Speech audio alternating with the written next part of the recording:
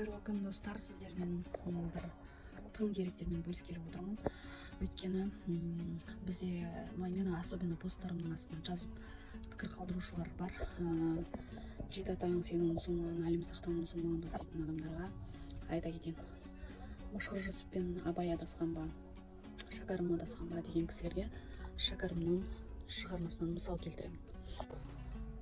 Алдымен Абай мен Машһүр Жүсіпке тоқтала кетсек, өздеріңіз білетіндей Абай атамыздың қолжазбаларынан ештеңе қалмаған, қолжазбаларының бәрі жоғалған, көбіне ауызекі әдебиетпен өзінің ұрпақтары, жақындары Әлихан Бөкейханның жинақтаған жинақтарынан жалғасын табады. Одан кейін Машһүр Жүсіптің де көптеген қолжазбалары жоғалған.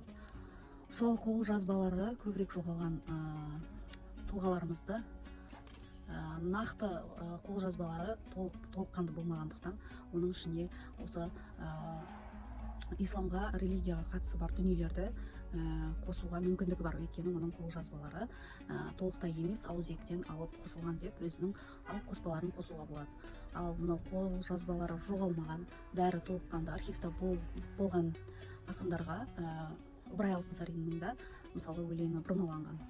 Бір құдайға шоқынып деген жерін бір Аллаға сыйынып деп өзгертілген. Сол сияқты бұрмалаулар өте көп. Оның бәрін бетке ұстап қажет емес. Егер филологиялық жағынан, басқа да жағынан зерттеу жүргізетін болсақ, Шәкәрім Құдайбердінің шығармасына қазір тоқталып өтейік. Шәкәрім Құдайбердіұлының жазған Қалқаман Мамыр дастанын білсеңіздер керек. Қалқаман Мамыр өзінің немере қарындасы Қалқаман Мамырға ғашық болады да, ол екеуінің қосылуына бүкіл ру ағалары, билер, төрелер қарсы болады қосылуына. Сол кезде шариғатта рұқсат берілген деген тұстар болады. Бірақ соған қарамастан екі елдің ағалары бұлардың қосылуына қарсылықтарын білдіріп үлкен дау болады.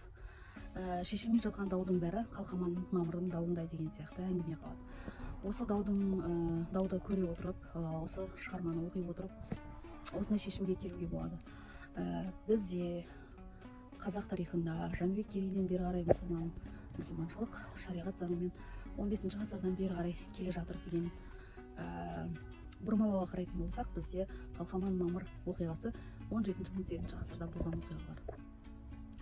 Осыны тілге тиек ете отырып, бізде 17-18 ғасырда да шариғат заңдарын мойындамаған, ол заңмен балалардың үйленуіне қарсы болған екенін тікелей дәлелдеп айтар едім.